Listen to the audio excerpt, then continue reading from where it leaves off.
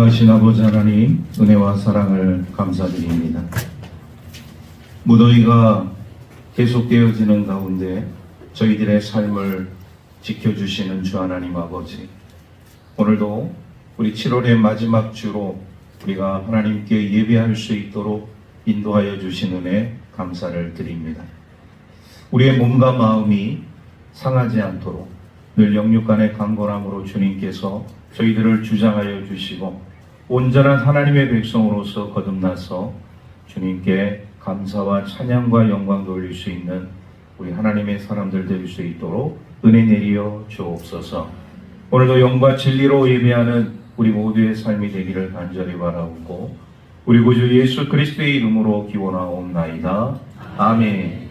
오늘 우리에게 주시는 하나님의 생명의 말씀은 구약성경 창세기 37장 12절에서부터 24절 말씀까지입니다. 구약성경 57쪽에 있습니다.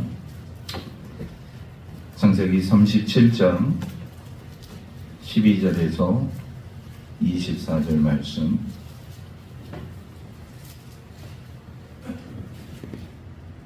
말씀을 공독하겠습니다. 그의 형들이 세겜에 가서 아버지의 양떼를 칠 때 이스라엘이 요셉에게 이르되 내 형들이 세겜에서 양을 치지 아니하느냐?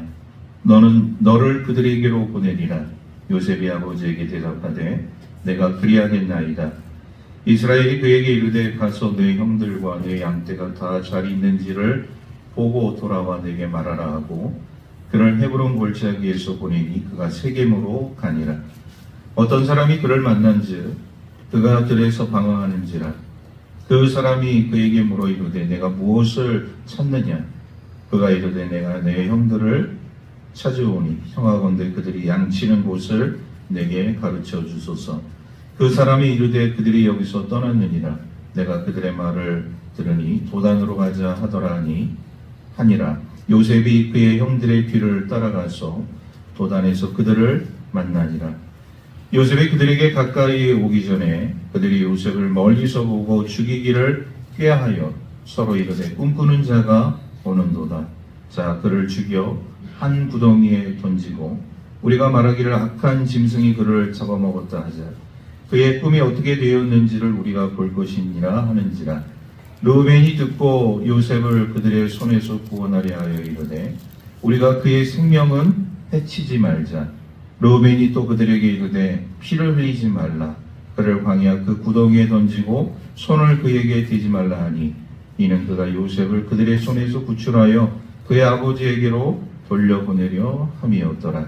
요셉의 형들에게 이르매 그의 형들이 요셉의 옷 곧 그가 입은 채색 옷을 벗기고 그를 잡아 구덩이에 던지니 그 구덩이는 빈 것이라. 그 속에 물이 없었더라. 아멘. 무더위가 계속되어지는 그런 상황 가운데 놓여져 있습니다. 한동안은 이 무더위가 쉽게 사그라들지는 않을 것 같아요. 우리 옆 사람에게 이렇게 인사하도록 하겠습니다. 무더위에 건강하십시오. 네, 건강하십시오. 할렐루야. 이 무더위가 이렇게 막 기승을 부릴 때는 지혜롭게 우리 성도님들께서 다 알아서 하시겠지만 지혜롭게 일을 하시고 삶을 살아가실 수 있기를 주의 이름으로 축복합니다. 예전에 그 드라마 가운데 용의 눈물이라는 그런 드라마가 있었어요. 아시는 분들은 다 아시겠지만 이 태조 이성계의 아들이었던 이방원이 이 왕위를 찬탈하기 위해서 벌인 참 피비린내 나는 그런 왕자의 난을 우리가 보게 되어집니다. 왕의 자리는 하나인데 이 왕이 되고 싶은 사람들이 많은 거예요. 그러니까 이 태조 이성계의 여러 그 아들들 가운데 나름대로 좀 유능하고 그 지혜가 있고 능력이 있었던 이 이방원이 자신이 이제 왕이 되고 싶어서 이 형제들을 죽이는 것이죠. 1차 왕자의 난, 2차 왕자의 난을 통해서 형제들을 다 죽이고 자신이 이제 왕권을 얻게 되어지는 이런 모습을 우리가 이런 드라마를 통해서 보게 되어집니다. 왕이 되고 싶은 자들의 그 욕망 속에는요, 사실 이런 권력이라는 것이 지금도 마찬가지지만 부모도 없고 형제도 없고 친구도 없고 아무도 없고 권력은 함께 나눌 수 없고 부부라 할지라도 권력은 나눌 수가 없어. 그러니까 이 권력을 가지기 위해서 서로 경쟁해야 되고 서로 비방해야 되고 그리고 더 나아가서는 살육을 할 수밖에 없는 이런 안타까운 모습들을 우리가 보게 되었습니다. 그런데 우리 하나님 나라는 달라요.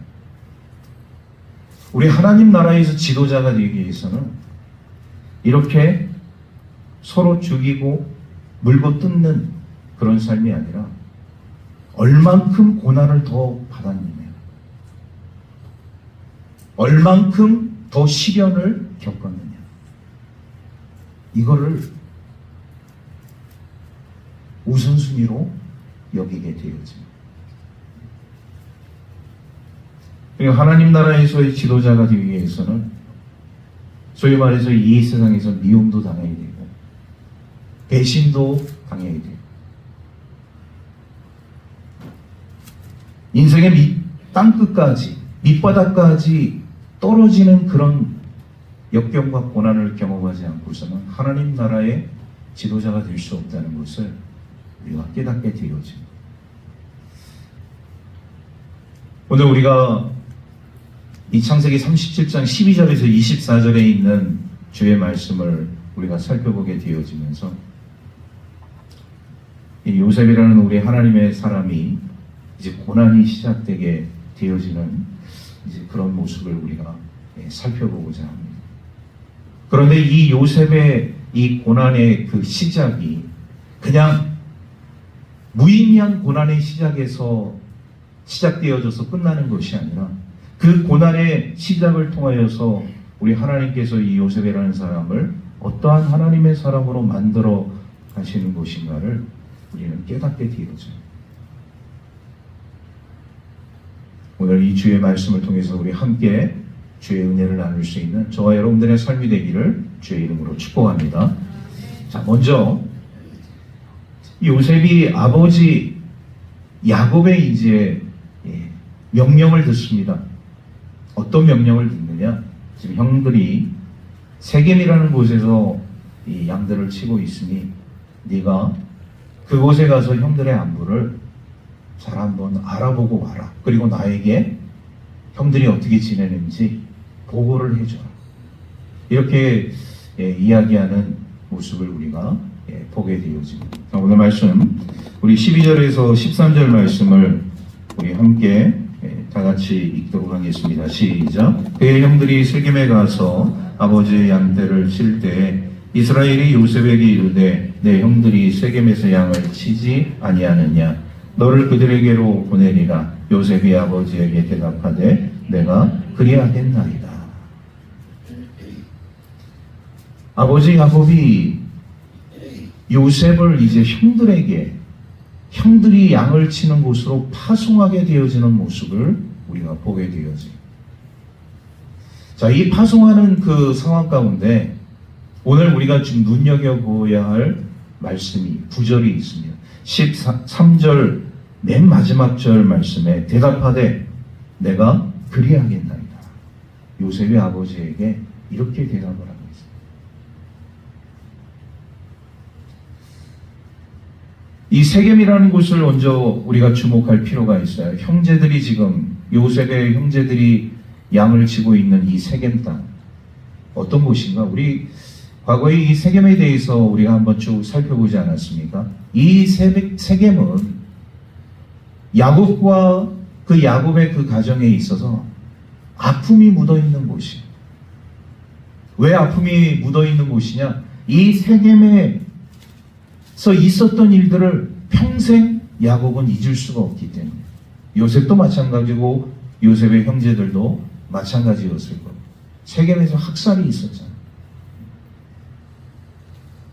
이 세겜 땅에서 세겜 족속들을 그 남자들을 전부 다 할례를 받게 해서 죽이고 부녀자들 우리 여자들과 아이들을 다 소위 말해서 인질로 삼고 그들의 재산을 약탈하고 완전 세겜을 쑥대밭으로 만들어버렸어요. 야곱의 가문이, 야곱의 아들들이. 그 현장에 요셉도 있었고 이 모든 그 일들을 주동했던 그 형제들의 삶을 누구보다도 아버지 야곱은 그냥 바라만 보고 있어야 했던 그 시절을 우리는 기억합니다. 어느 정도 시간이 흘렀겠죠. 요셉의 형제들이 이 세겜 땅에 가서 양을 칠 정도면 어느 정도 시간이 흘렀다는 것을 우리가 깨닫게 되어집니다. 그러나 그곳은 위험한 곳이잖아요. 소위 말해서 적진입니다. 어떤 위험이 도사리고 있을지 아무도 알지 못하는 거예요. 아버지 야곱은 그것을 이미 알고 있었던 것이죠. 지금 자신의 아들들이 이 세겜 땅에서 양을 치게 되어질 때 물론 그곳이 양들을 치기에는 적합한 장소라고 볼 수 있지만 어떠한 위험이 도사리고 있을지 알 수 없는 곳이기 때문에 이내 마음은 항상 아버지의 마음은 불안했던 것이죠. 그래서 집에 있었던 요셉을 불러서 이제 형들의 안부말을 우리가 알아보고서 오라고 이렇게 생각할 수 있는데 사실 야곱이 요셉에게 이 형들의 그 안부를 알아보고 오라는 그 이야기 속에는 단순한 그 안부만을 알아보고 와서 나에게 이야기해달라는 그런 의미가 아니에요. 형들의 안전까지도 네가 도울 수 있는 일이 있으면 도와주라는 그런 의미가 포함되어져 있다는 것을 우리가 깨닫게 되어집니다. 사실 우리는요, 요셉이 이제 지금 이때의 나이가 17세였습니다. 우리가 생각하기에 청소년의 나이라고 생각할 수 있지만 그 당시에는 이 17세의 청소년의 나이는 이미 성년에 이르는 그런 건장한 체구와 그런 힘을 가지고 있었던 나이라는 것을 우리가 깨닫게 되어져요. 결코 어린아이가 아닙니다. 어린아이였다면 아버지 야곱이 형들의 그런 안부를 묻기 위해서 요셉을 보내지도 않았을 뿐더러 말씀드렸잖아요. 그것은 적진이라고. 어떤 위험이 도사리고 있을지 모르는 그런 위험한 곳이었기 때문에 어린아이를 보낼 이유가 없는 것이죠. 나름대로 형들만큼 성장했고 판단할 수 있는 능력이 있고 지혜로움이 요셉에게 있었기 때문에 아버지 야곱은 요셉을 믿는 마음으로 그 위험한 곳이지만 세겜 땅으로 요셉을 보내게 되어지는 모습을 우리가 보게 되어집니다. 단순한 안부 차원에서의 그런 이야기뿐만 아니라 형들이 혹시라도 어떤 위험에 처하게 되어질 때 요셉이 가지고 있는 기지, 그런 지혜, 능력을 통하여서 형들을 적극적으로 도울 수 있는 이런 방편까지 야곱은 생각했다는 것이죠. 아마 아버지의 그 말씀을 들은 요셉에게 있어서도 사실 이것은 쉽지 않은 결정이었을 겁니다. 혼자 몸으로 그 위험한 땅 세겜으로 가는 것은 쉬운 일이 아니었을 거예요. 근데 그럼에도 불구하고 요셉은 아버지의 말씀에 순종했다는 것이죠. 그만큼 요셉은 순종적인 사람이었다는 것을 우리가 깨닫게 되어집니다. 물론 자신이 그런 지혜와 그런 능력과 힘을 겸비한 사람이었지만 홀홀단신 형들과 멀리 떨어져 있는 그곳으로 나아간다는 것은 쉽지 않았을 텐데 아버지의 말씀에 승낙하고 허락을 받고 나아가게 되어지는 그 말씀에 순종함으로 나아가는 요셉의 모습을 우리가 보게 되어집니다. 자, 요셉이 아버지의 말씀을 듣고 형들이 있는 곳으로 갔습니다.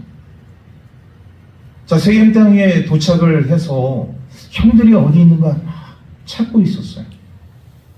근데 형들이 이 세겜 땅에 없는 거예요. 자, 오늘 말씀 14절에서 15절 말씀 읽도록 하겠습니다. 시작. 이스라엘이 그에게 이르되 가서 내 형들과 양떼가 다 잘 있는지를 보고 돌아와 내게 말하라 하고 그를 헤브론 골짜기에서 보내니 그가 세겜으로 가니라. 어떤 사람이 그를 만난즉 그가 들에서 방황하는지라. 그 사람이 그에게 물어 이르되 내가 무엇을 찾느냐. 세겜 땅에 도착을 했는데 요셉이 아무리 둘러봐도 형들이 보이지 않는 거예요. 지나가는 어떤 사람이 이제 요셉에게 물은 거죠. 내가 무엇을 찾느냐. 그랬더니 16절 말씀 우리 함께 읽겠습니다. 시작. 그가 이르되 내가 내 형들을 찾으오니 청하건대 그들이 양치는 곳을 내게 가르쳐 주소서. 형들이 양을 치고 있는 곳이 어디 있는지 혹시 알고 계신다면 저에게 알려주십시오. 이렇게 얘기를 합니다. 그리고 이 사람이 마침 아무래도 형들이 있었던 그 모습을 본 것 같아요. 그래서 요셉에게 이야기를 해주게 되어집니다. 17절 함께 읽겠습니다. 그 사람이 이르되 그들이 여기서 떠났느니라. 내가 그들의 말을 들으니 도단으로 가자 하더라 하니 요셉이 그의 형들의 뒤를 따라가서 도단에서 그들을 만나니라. 형들이 이제 움직인 곳은 도단이라는 곳이 세겜에서부터 더 북쪽으로 올라간 것이. 그래서 요셉은요 형들이 있는 그 도단 땅까지 가게 되었죠. 여기서 우리가 하나 생각하고 넘어갈 것은 뭐냐, 요셉의 1차적인 목적지는 어디였느냐? 세겜 땅이었습니다. 아버지가 세겜 땅에 형제들이 있을 것이니 그곳에서 형들의 안부를 물어서 오라, 이렇게 이제 요셉에게 이야기를 하지 않았습니까?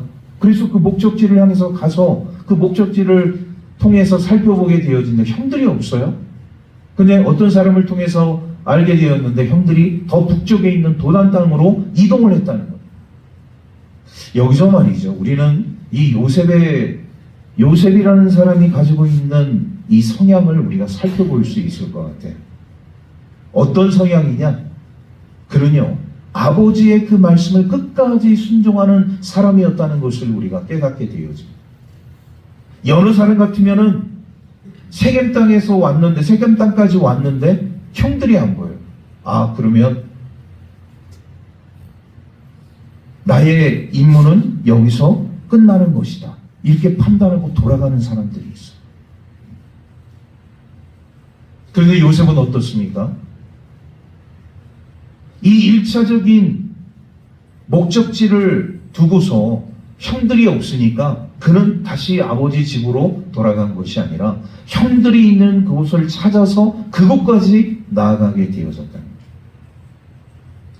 오늘 우리 하나님의 사람들의 삶 가운데 있어서요, 이 성실성 그리고 끝까지 그 주어진 일을 마무리해야겠다는 그 마음을 갖는다는 것이 얼마나 중요한지 모릅니다.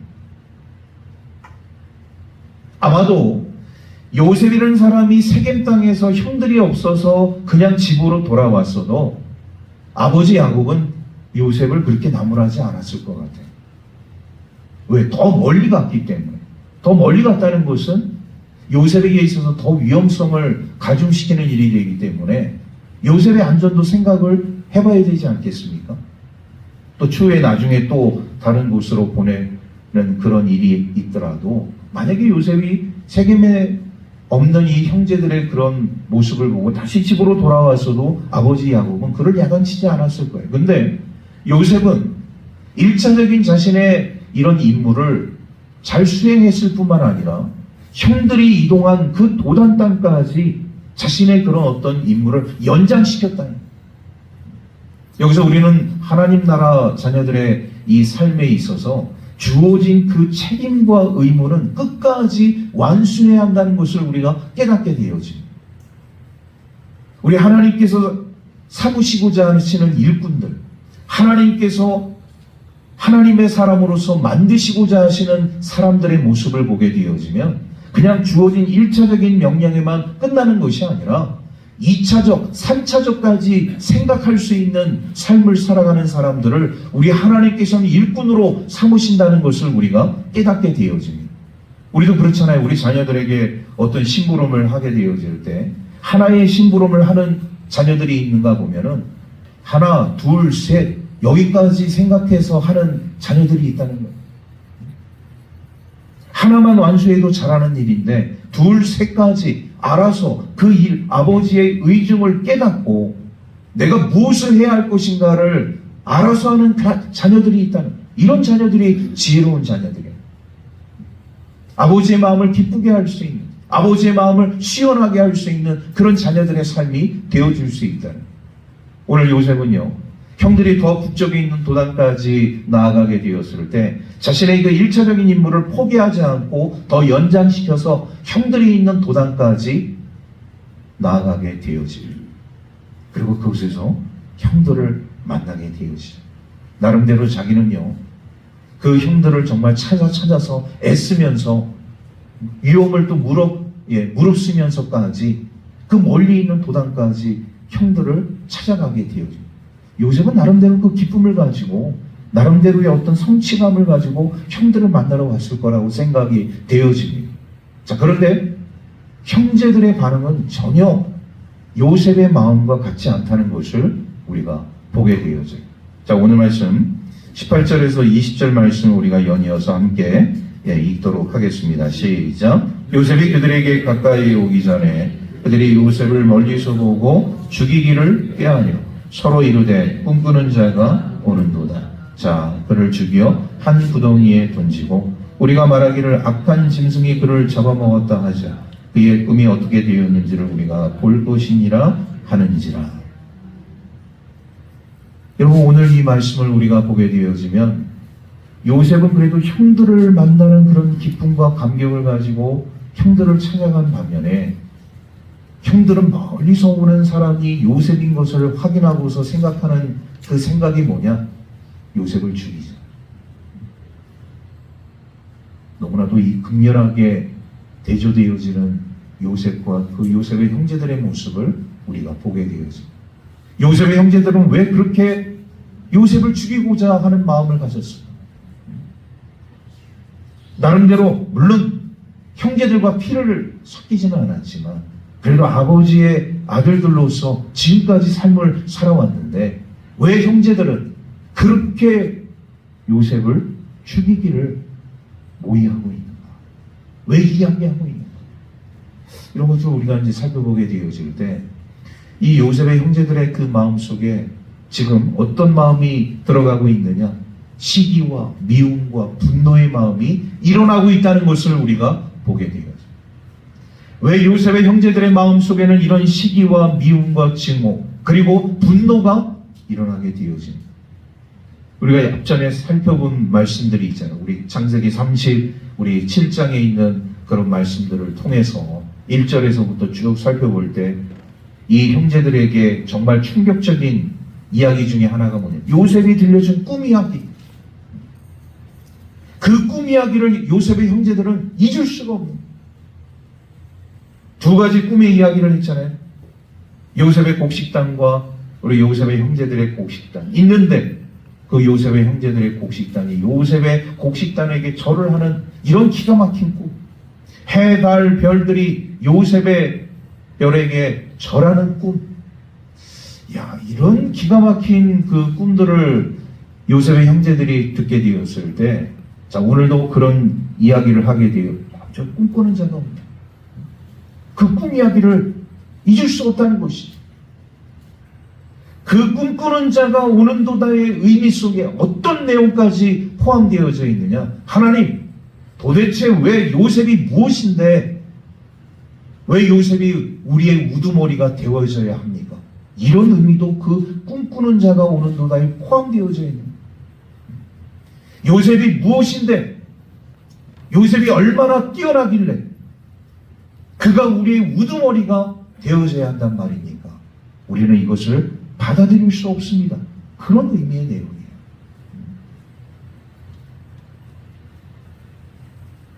그러니까 이 형제들의 마음속에 요셉을 죽이고자 하는 그런 마음이 생기게 되었다는 것을 우리가 깨닫게 되어집니다.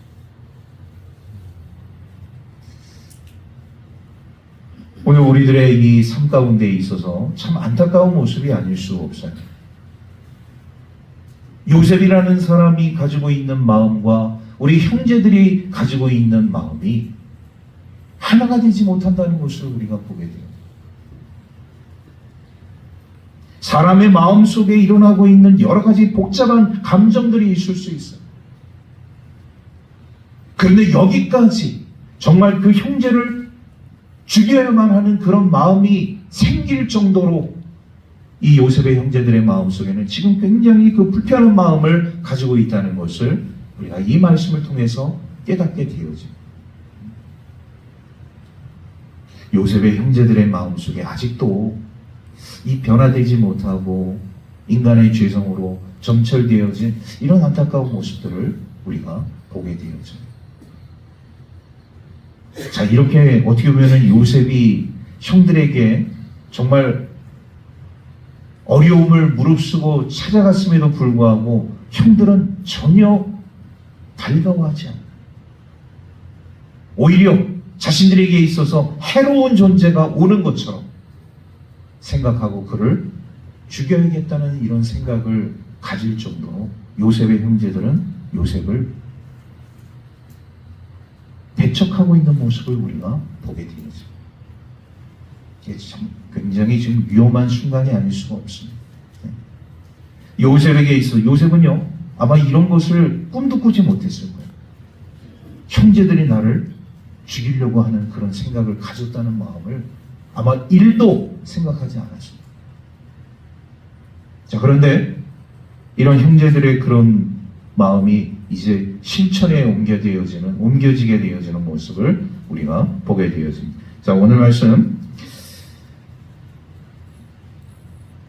21절에서 22절 말씀 우리 함께 다 같이 읽도록 하겠습니다. 시작. 르우벤이 듣고 요셉을 그들의 손에서 구원하려 하려 이르되 우리가 그의 생명은 해치지 말자. 르우벤이 또 그들에게 이르되 피를 흘리지 말라. 그를 광야 그 구덩이에 던지고 손을 그에게 대지 말라 하니 이는 그가 요셉을 그들의 손에서 구출하여 그의 아버지에게로 돌려보내려 함이었더라. 아멘. 형제들은 이제 동생 요셉을 죽이고자 생각을 하고 이것을 이제 지금 실행에 옮기려고 하는 그 순간입니다. 자, 그런데요. 지금 이 요셉의 형제들이 요셉을 죽이려고 하는 그 상황 속에 누가 지금 개입을 하게 되었느냐? 맏형이었던 루벤이 갑자기 뛰어들면서 이 형제들을 만류를 합니다. 여러분, 루벤은 어떤 사람입니까? 우리가 이 루벤을 살펴보게 되어질 때 참 루벤은요 이 맏아들이었지만 맏형이었지만 참 안타까운 인생을 살고 있는 하나님의 자녀였어요. 그에게 있어서 치명적인 죄가 있었습니다. 어떤 죄를 그가 가지고 있었느냐? 아버지의 침상을 더럽히는 죄를 그가 범하였다는 것이죠. 야곱에게는 4명의 부인이 있었는데 그 4명의 부인 가운데 비라라는 이런 여종의 삶을 바로 이 루벤이 범하게 되었다. 그러니까 아버지의 어머니와 동침을 하게 되었다. 이건 씻을 수 없는 범죄. 그것으로 인해서 이 루벤은요 장자의 축복을 받지 못합니다. 항상 그의 삶 가운데 이것이 이 죄책감이 떠나지 않는 거예요. 아, 내가 왜 그런 일을 했어? 내가 해서는 안 되는 일이었는데 내가 왜 아버지의 어머니를 범하였어요? 항상 이 루벤의 삶 가운데 이 죄책감, 죄의식이 떠나지 않고 있었다는 것이죠. 그런데 말이죠, 오늘 이 상황 속에서 다른 형제들이 요셉을 미워하면서 증오하면서 그 복수심을 키워나가고 있을 때, 야, 아주 좋은 타이밍이 우리에게 찾아왔다. 이제 동생을 죽여도 되는 그런 상황이 되어졌으니 우리 요셉을 죽이자라고 공부를 하고 실행에 옮기려고 하는 그 상황 속에 루벤이 브레이크를 건 거예요. 어떻게 루벤이 브레이크를 걸게 되었느냐? 루벤도 똑같이 요셉을 싫어하고 요셉을 증오하고 미워하고 했던 그런 사람들 중에 한 사람이었는데, 그런데 그 순간 루벤의 마음속에 이 죄의식이, 이 죄책감이 그를 사로잡게 된 거예요. 나는 이렇게 죄가 많고 이런 죄를 범하여서 이런 삶을 살아가고 있는데 왜 죄 없는 내 동생이 죽어야만 하는 거예요? 차라리 저 자리에 내가 있어야 하는데 왜 죄 없는 동생 요셉이 이런 허무한 죽음을 맞이할 수밖에 없는 그런 생각이 들었던 것 같아요. 그래서 형제들이 요셉을 죽이려고 하는 그 상황 속에 루벤이 갑자기 뛰어들면서 우리 동생 요셉의 생명만큼은 우리가 해야지 말자. 여러분, 이 죄책감, 죄의식이라는 것은요, 항상 사람들의 마음속에 떠나지 않는 것입니다. 루벤의 마음속에, 물론 아마 성령 하나님께서 그 순간 루벤의 마음을 감동하셨겠죠. 루벤이 제재하지 않고서는 다른 형제들은 지금 말이죠, 어떻게 보면은 제정신이 아닌 거잖아요. 동생을 죽이려고 하는 그 상황 속에 제정신을 가지고서 동생을 죽이려고 하는 사람은 아무도 없을 것이에요. 그 순간 다 눈이 돌아간 것이죠. 형제들의 그 마음도 그 생각도 오로지 동생을 죽여야지만이 마음이 편할 것 같은 그런 강박한 마음을 갖고 있는 그 상황 속에 성령 하나님께서 루벤의 마음을 주장하셔서 루벤이 가지고 있는 그 죄의식, 그 죄책감을 발동하게 하신 거죠. 나도 이런 죄인인데, 나도 이런 죽었어야 하는 그런 죄인인데 하나님께서 나를 살려주셨는데 왜 죄 없는 동생 요셉이 죽어야 하는가? 그 순간 루벤이 이 요셉을 향해서 구원의 손길을 내밀었다. 이거는요, 전적인 우리 하나님의 은혜인 줄로 믿습니다. 루벤도 루벤이지만 하나님께서는 루벤을 도구로 사용하십니다. 그가 가지고 있었던 이 죄의식, 죄책감을 끌어올리시면서 죄 없는 동생 요셉을 살리고자 하시는 우리 하나님의 손길. 그래서 루벤의 제안을 통해서 다른 형제들이 이 요셉을 죽이려고 하는 그 마음을 버리게 되어져. 할렐루야. 여러분, 이 야곱의 아들들, 그 세겜에서 있었던 그 일들을 제가 아까도 좀 말씀을 드렸지만 그 아들들이 행한 범죄, 살인, 약탈, 거짓말, 강간, 이런 모든 그 죄악의 산 가운데 노출되어 있었던 사람들이 바로 야곱의 아들들이었어요. 그런데 우리가 궁극적으로 이 사람들을 우리가 보게 되어 다 하나님의 자녀들이잖아요. 하나님께서는요, 하나님의 자녀들이 이런 죄 가운데 삶을 살아가기를 원치 아니하셨다는 것이죠. 왜 요셉이라는 사람을 통하여서 우리 하나님께서 이런 계획을 보여주시고 꿈꾸게 하셨는가? 그 꿈의 내용은 궁극적으로 이 하나님의 아들들을 다시 온전한 하나님의 사람으로 회복시키시고자 하시는 우리 하나님의 궁극적인 구원의 계획이었던 것을 우리가 생각하게 되어질 때, 이 야곱의 아들들은요, 지금 온전한 지금 생각 속에서 이런 일들을 행하는 것이 아니라 불의한 생각을 가지고 잠시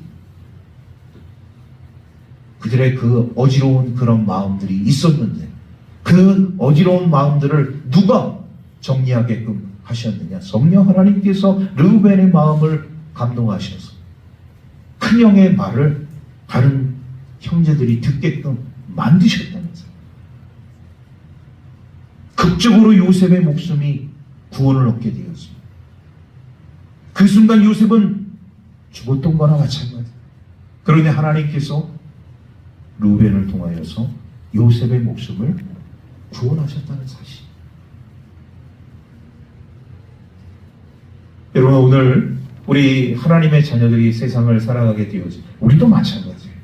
요셉처럼 정말 이렇게 허무하게 죽을 수밖에 없는 그런 삶을 우리가 살아갈 수밖에 없어요. 하나님께서 독생자 예수 그리스도를 우리에게 보내주셔서 그를 믿는 자에게 놀라운 구원의 은총을 우리에게 허락해 주시지 않았습니까?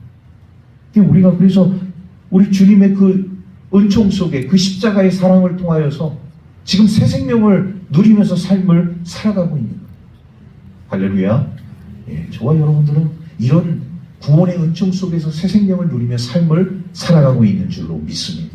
자, 이렇게 극적인 목숨을 건진 요셉에게 있어서 여러분, 여기서 끝나지 않습니다. 그는 이제 구덩이에 던져지게 되어지고, 자, 이를 형제들이 이제 모의를 하게 되죠. 이제 앞으로 이 요셉을 어떻게 할 것이냐.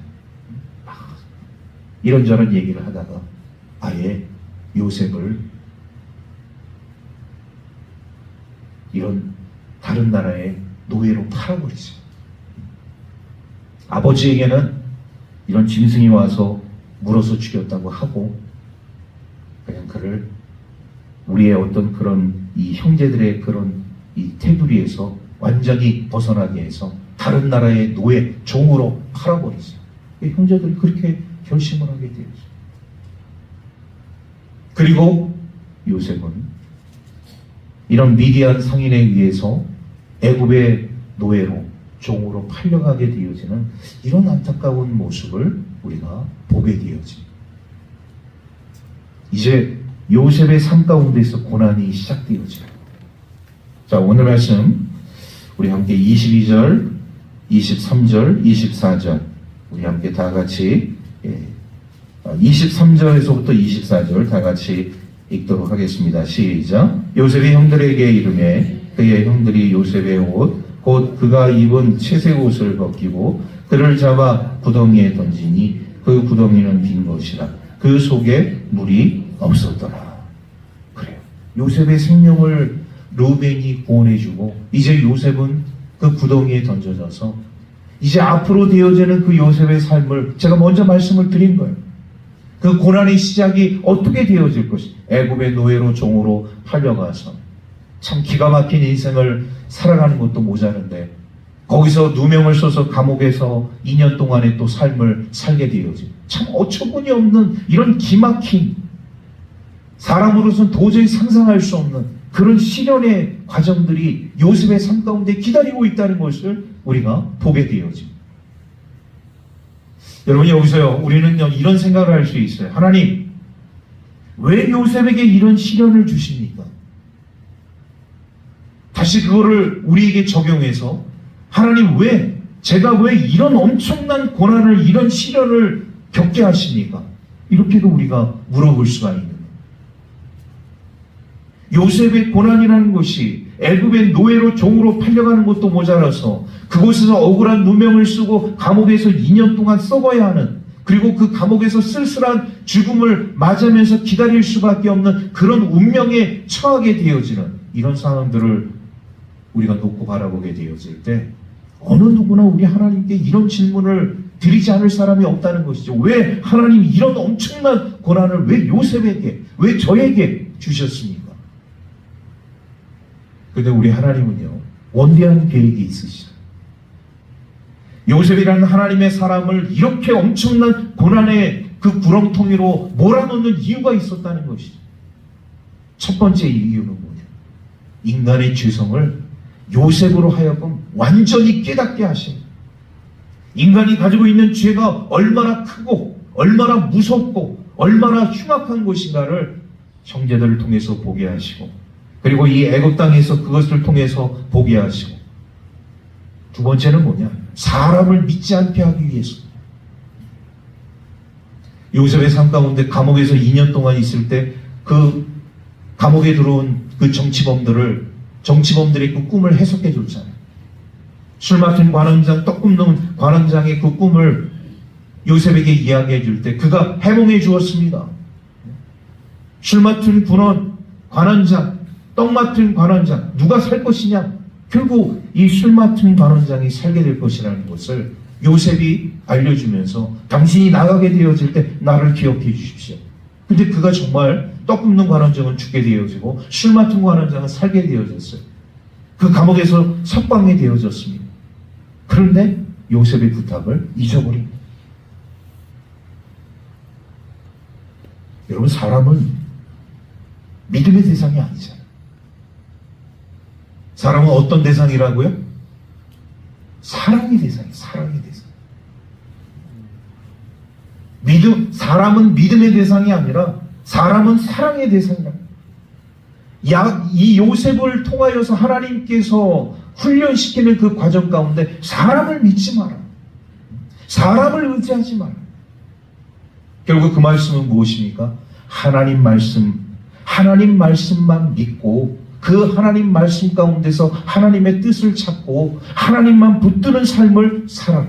이게 하나님께서 요셉에게 요구하신 삶이라는 것을 우리가 깨닫게 되어집니다. 여러분, 엄청난 고난의 시작이 지금 요셉에게 찾아왔습니다. 그런데 하나님은 그 고난을 통해서 요셉을 망하게 하려고 하시는 것이 아니었다는 것이죠.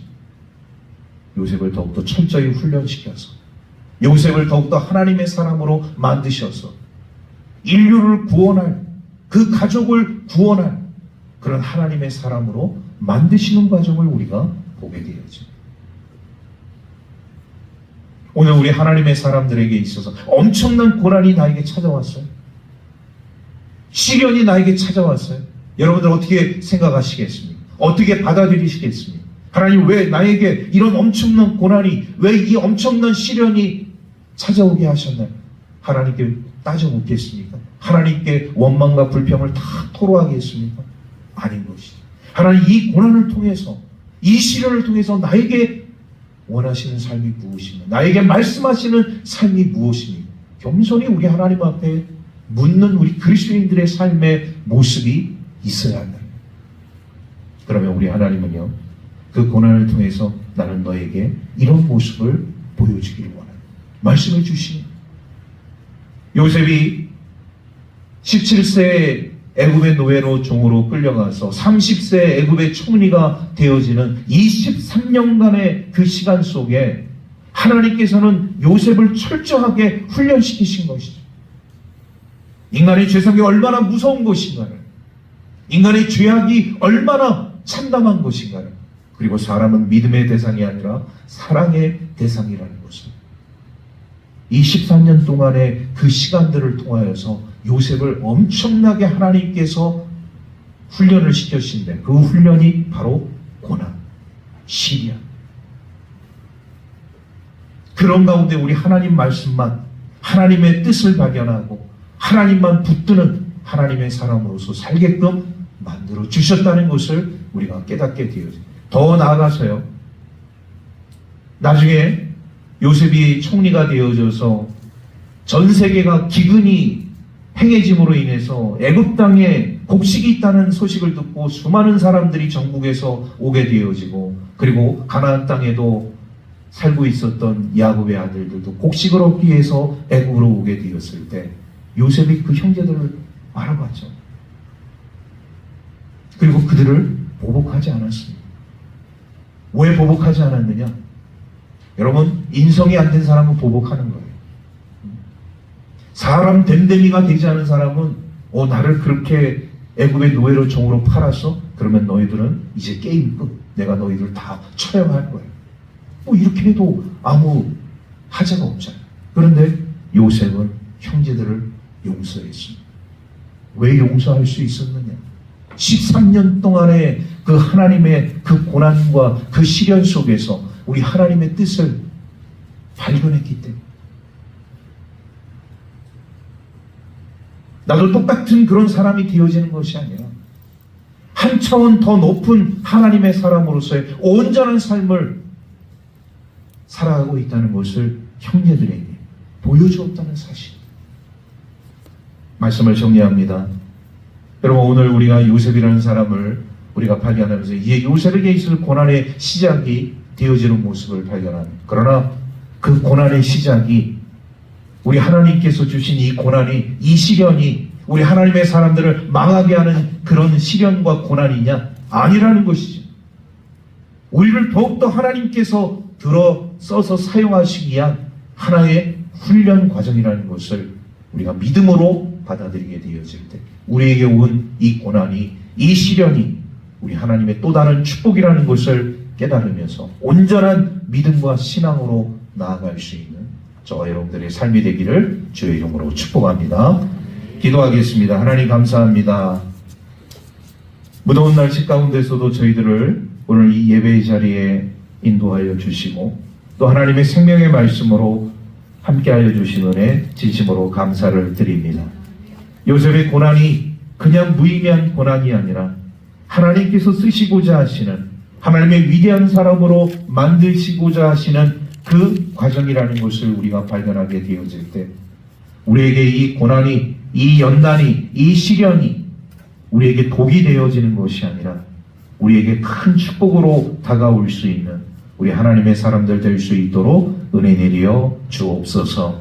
모든 것 감사드리며 우리 구주 예수 그리스도의 이름으로 기도하옵나이다. 아멘.